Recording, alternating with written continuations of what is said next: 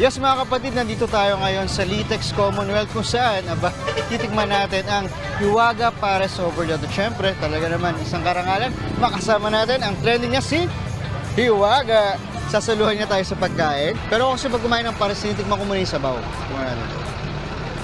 Mainit ba?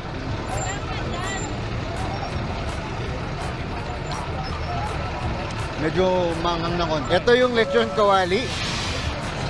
Paksi. Ayan. Lechon kawali. Parang kulang ng suka no, sa sauce.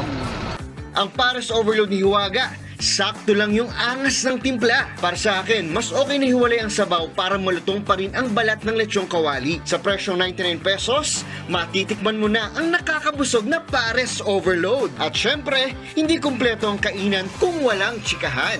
Ano meron si Hiwaga na wala si Hiwaga? Po, yung wala, ito yung bulaklak talaga number 1. Pangalawa po sa kulay siguro.